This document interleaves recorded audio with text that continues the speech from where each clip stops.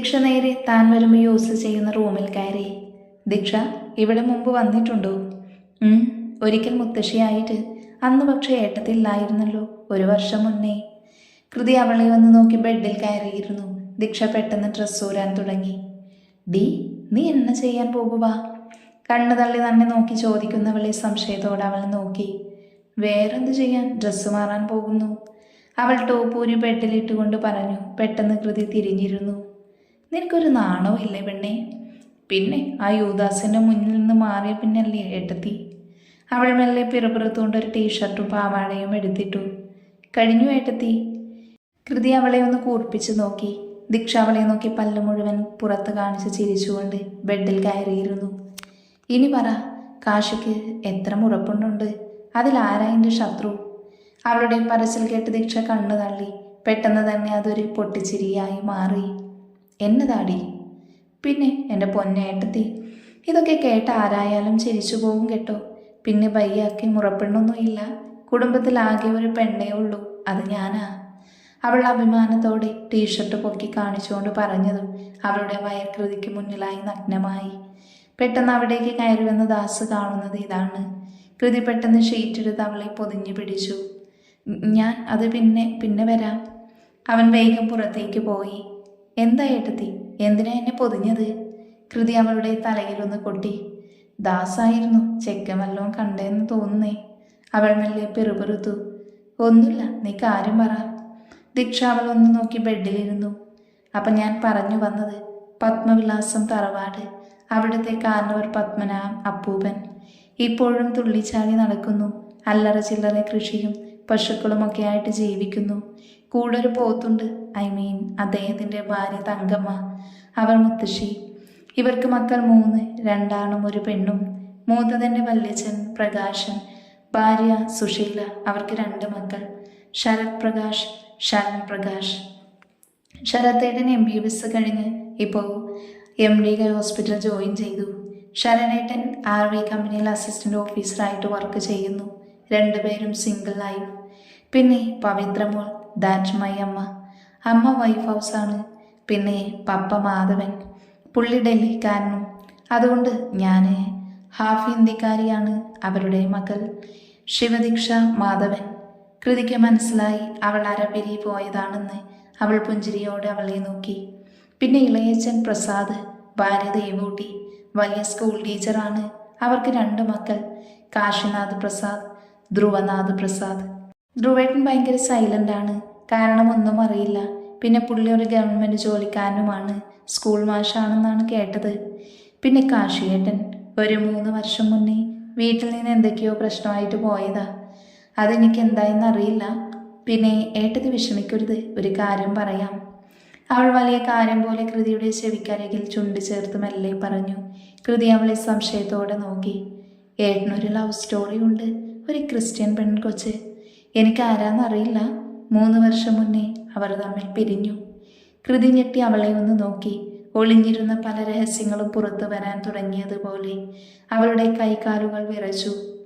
നിനക്ക് പേരറിയുമോ അവളുടെ? അവൾ അല്പം പേടിയോടെ തിരക്കി. എനിക്കറിയില്ല ഏട്ടത്തി.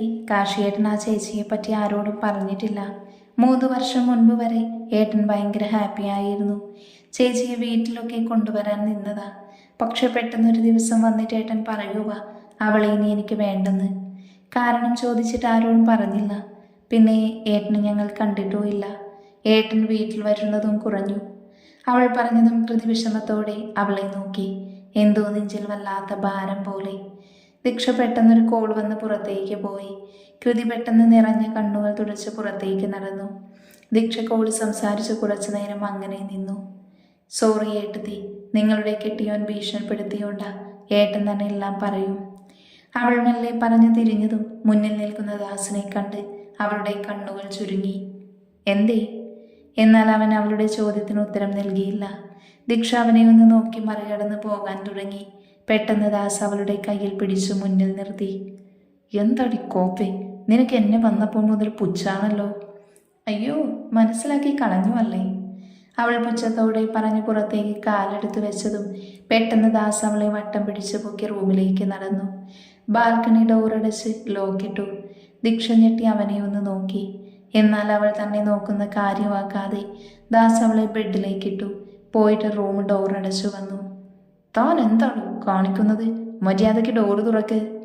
ദാസ് ദേഷ്യത്തിന് അവളുടെ കൈ പിടിച്ച് തന്റെ നെഞ്ചിൽ ചേർത്തു. പെട്ടെന്ന് തന്നെ അവളുടെ ടീഷർട്ട് ഊരി മാറ്റി. ഡോ! അവൾ ദേഷ്യത്തോടെ അവന് വിരൽ ചൂണ്ടിയതും ദാസ് ആ വിരലിൽ പിടിച്ച് അവളെ കറക്കി തൻ്റെ മടിയിലിരുത്തി. ഒപ്പം അവളുടെ പുറത്തേക്ക് തൻ്റെ മുഖം ചേർത്ത് പിടിച്ചു. നിന്നോട് ഞാൻ പറഞ്ഞിട്ടില്ലേ ശിവ, ഞാൻ മാത്രമേ കാണാൻ പാടുള്ളൂ ഈ ബോഡിയെന്ന്? അവളുടെ പുറത്ത് തൻ്റെ ചുണ്ട് ഇഴച്ചുകൊണ്ട് അവൻ പറഞ്ഞു. ദീക്ഷ ദേഷ്യത്തിൽ ചുണ്ട് കടിച്ചു പിടിച്ചു. കണ്ണുകൾ അടച്ചു നിന്നു. ദാസിൻ്റെ ചുണ്ടിൽ ചെറുപുഞ്ചിരി വിടർന്നു. വാശിയാണോ ശിവ? അവളുടെ പുറത്ത് ചുണ്ടും പല്ലും കൊണ്ട് അവൻ മായാജാലം തീർത്തു. പെട്ടെന്ന് തന്നെ അവളുടെ ബ്രാവ് അവൻ്റെ പല്ലുകൾ കൊണ്ട് അടർത്തി മാറ്റി. പെട്ടെന്ന് ദീക്ഷ ഞെട്ടി കണ്ണുകൾ തുറന്നു. തൻ്റെ കൈ വെച്ച് മാറുമറക്കാൻ നോക്കി. അത് മനസ്സിലായതുപോലെ അവൻ അവളുടെ 2 കൈയും തൻ്റെ കയ്യിൽ പിടിച്ചു വെച്ചു. വേണ്ട, ഞാൻ നിന്നോട് പറഞ്ഞതല്ലേ ശിവ, ഇനി നീ ഇവിടെ വരുമ്പോൾ ദാ ഇവിടെ ഒരു റിങ്, അതെനിക്ക് കാണണമെന്ന്. റിങ്ങില്ലാതെ കണ്ട നിനക്ക് ശിക്ഷയുണ്ട് എന്ന്. Don you remember? അവളുടെ പാൻറ് അല്പം താഴ്ത്തി നേവലിൽ തൻ്റെ തള്ളവിരൽ അമർത്തി അവൻ അല്പം ദേഷ്യത്തോടെ തിരക്കി. ദീക്ഷ അവൻ്റെ കണ്ണിലേക്ക് തിരിഞ്ഞു നോക്കി. അത് ചെറുതായി ചുവക്കുന്നുണ്ട്. എനിക്ക് റിങ് ചെയ്യണ്ട, അവൾ ധൈര്യത്തോടെ അവൻ്റെ മുഖത്തേക്ക് നോക്കി പറഞ്ഞു. അവനിൽ നിന്ന് തൻ്റെ പിടിപിടിക്കാൻ നോക്കി. ദാസ് ദേഷ്യത്തിൽ അവളിൽ പിടിമുറുക്കി. എന്നാൽ പെട്ടെന്ന് തന്നെ അവളെ അവൻ ബെഡിൽ മറിച്ചിട്ടു. ദോസ്! ദീക്ഷ അവനെ ദേഷ്യത്തിൽ വിളിച്ചുകൊണ്ട് തന്നിൽ നിന്ന് മാറ്റാൻ തുടങ്ങി. എന്നാൽ പെട്ടെന്ന് തന്നെ അവൻ അവളുടെ ശരീരത്തിലേക്ക് അമർന്നു. ശിവ, വാശി കാണിക്കരുത്. നിന്റെ വാശിയാണ് എന്നെക്കൊണ്ട് ഇങ്ങനെയൊക്കെ ചെയ്യിപ്പിക്കുന്നത്. I hate you Das, leave me. അവൾ അവനെ തള്ളി മാറ്റിക്കൊണ്ട് ഷീറ്റിൽ പിടുത്തമിട്ടു. എന്നാൽ പെട്ടെന്ന് ദാസ് ഷീറ്റ് പിടിച്ച് നിലത്തേക്ക് ഇട്ടുകൊണ്ട് അവളുടെ മാറിൽ മുഖമർത്തി. ദീക്ഷ, ഐ നീഡ് യു. ഇല്ല ദീക്ഷ, നിന്നെ ഞാൻ ആർക്കും കൊടുക്കില്ല. നീ എൻ്റെയാ, എൻ്റെ മാത്രം. മുന്നിലിരിക്കുന്ന ടേബിളിൽ അവൻ വലിച്ചെറിഞ്ഞു. അവൻ്റെ സഹായികൾ പേടിയോട് ഒരടി പിന്നിലേക്ക് വെച്ചു. ദേഷ്യത്തിൽ അവൻ്റെ കൈഞ്ഞരമ്പുകൾ പിടഞ്ഞു പൊങ്ങി. അവളെ എനിക്ക് കിട്ടണം. ഇന്ന് നഷ്ടപ്പെട്ട കണക്ക് ഇനി സംഭവിച്ച കൊല്ലും എല്ലാത്തിനെയും. അവൻ ദേഷ്യത്തിൽ അലറി. അവർ പേടിയോടെ അവനെ നോക്കി തലയാട്ടി. അവൻ്റെ കണ്ണുകൾ ചുവരിൽ തൂക്കിയിട്ടേക്കുന്ന ഫോട്ടോയിൽ നീണ്ടു. അവൻ്റെ കണ്ണുകൾ തിളങ്ങി. Shiva, my baby doll. അവളുടെ ഫോട്ടോയിൽ പ്രണയത്തോടെ അവൻ തഴുകി. ഒപ്പം അവൻ്റെ കണ്ണുകൾ മറ്റൊരു ഫോട്ടോ കണ്ട് ചുരുങ്ങി. അവൻ്റെ കണ്ണുകളിൽ പക നിറഞ്ഞു. റീന മറിയം ജോസ്, നിന്നെ ഞാൻ ജീവനോടെ വിടില്ല റീന. ശിവ, അവളെ എനിക്ക് നഷ്ടപ്പെടാൻ കാരണം അത് നീയാണ്. നിന്നെ ഞാൻ വെറുതെ വിടില്ല റീന. അവൻ ദേഷ്യത്തിൽ അവൻ്റെ ഫോട്ടോയിൽ ശക്തിയിൽ അടിച്ചു. അതിന് ചില അവൻ്റെ കയ്യിൽ കൊത്തിക്കയറി. Sir, blood. നോ. അവൻ പിന്നിൽ നോക്കി ആജ്ഞാപിച്ചു. തൻ്റെ റൂമിലേക്ക് കയറി പോയിരുന്നു. ഇതേ സമയം ദാസും ദക്ഷയും.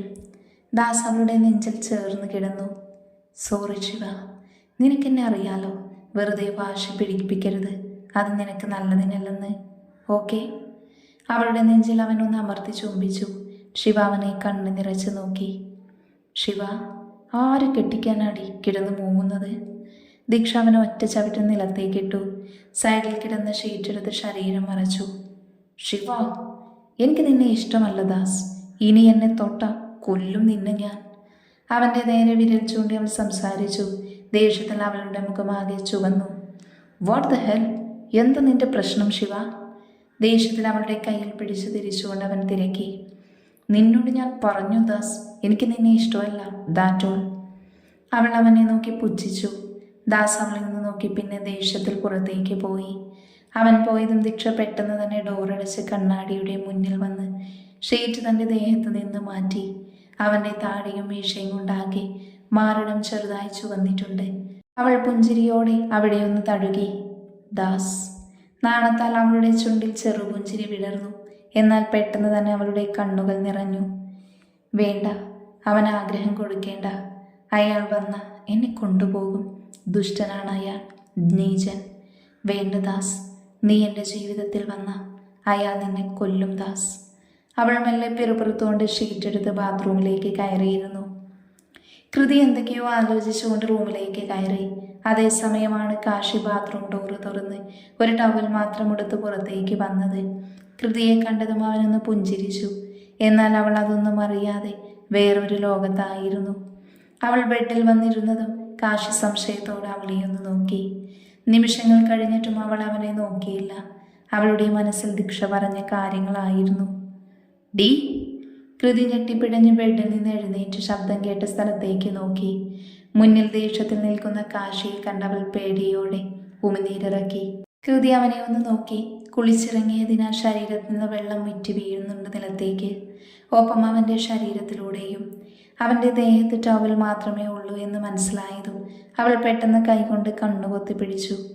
കാശി ഒരു ചെറുചിരിയോടെ അവൾക്കരികിലേക്ക് നടന്നു വന്നു. അവൾക്കരികിൽ ചെന്ന് തൻ്റെ നനഞ്ഞ ശരീരം അവളുടെ ശരീരത്തോട് ചേർത്ത് വെച്ചു. അവൾ പിടഞ്ഞുകൊണ്ട് അവനെ ഞെട്ടി നോക്കി.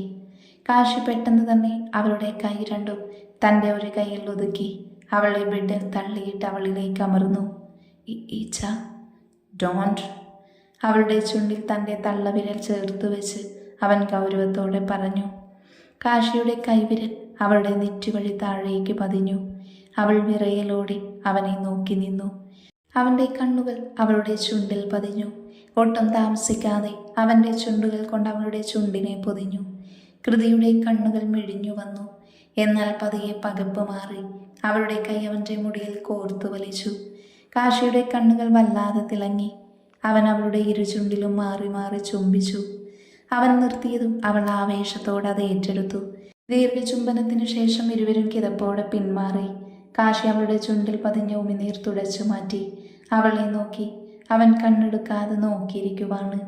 കാശി അവളെ ഒന്ന് നോക്കി ടേബിളിൽ ഇരുന്ന് ഡ്രസ്സ് എടുത്ത് മാറ്റി ഒരു റൂമിലേക്ക് കയറി. കൃതി കുറച്ചു നേരം അവനെ നോക്കി നിന്നു. എന്നാൽ അവനും വന്നില്ല.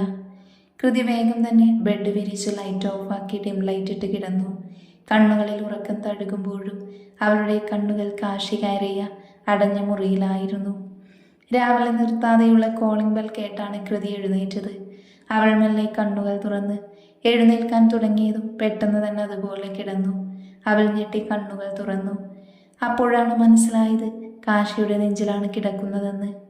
രാത്രിയിൽ അവൻ കിടത്തിയതാണെന്ന് അവൾക്ക് മനസ്സിലായി. അവൾ പുഞ്ചിരിയോട് അവൻ്റെ നെറ്റിയിൽ ചുംബിച്ചു. ഇടുപ്പിൽ നിന്ന് അവൻ്റെ കൈ മാറ്റി ടേബിളിലിരുന്ന ടവലെടുത്ത് ബാത്റൂമിൽ കയറി. അവൾ പോയതും കാശി കണ്ണു തുറന്നു. പിന്നെ പുഞ്ചിരിയോടെ കമിഴ്ന്നു കിടന്നു. പെട്ടെന്ന് വീണ്ടും ബെല്ലടിച്ചതും അവൻ സംശയത്തോടെ നെറ്റി ചുളിച്ച് ബെഡിൽ നിന്നും എഴുന്നേറ്റു. ദാസ് മുന്നിൽ നിൽക്കുന്നവരെ നോക്കി. എല്ലാവരുടെയും മുഖം ഗൗരവമായിരുന്നു. അവൻ എന്തേ ദാസ് തെമ്മാടിത്തരം കാണിച്ചിട്ട് ആരെയും അറിയിക്കാതെ വന്ന് നിൽക്കുക തെമ്മാടി. അയാൾ ദേഷ്യത്തിൽ അലറി.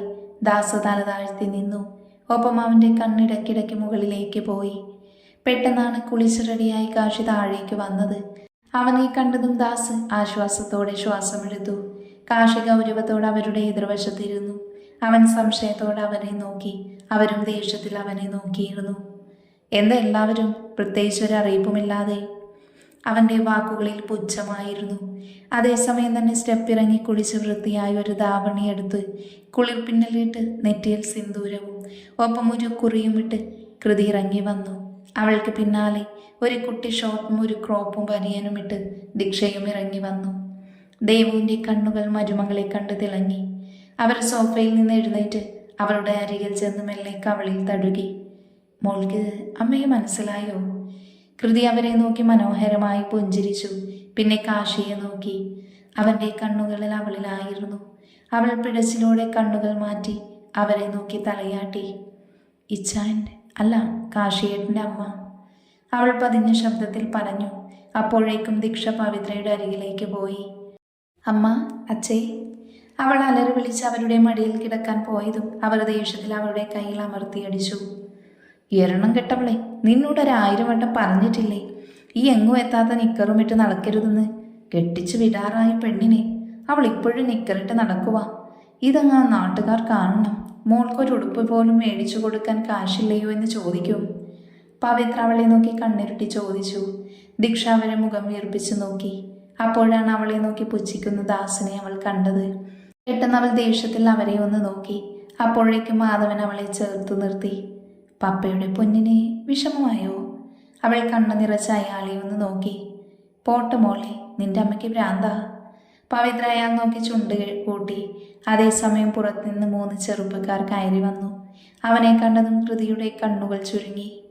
ഇയാളെ ഞാൻ എവിടെയോ കണ്ടിട്ടുണ്ടല്ലോ, അവൾ മനസ്സിലോർത്തു. അതേ നിമിഷം അവൻ്റെ കണ്ണുകൾ ദീക്ഷയെ കണ്ട് പ്രണയത്താൽ തിളങ്ങി. Shiva, my baby doll, so hot, അയാൾ മനസ്സിൽ പറഞ്ഞു.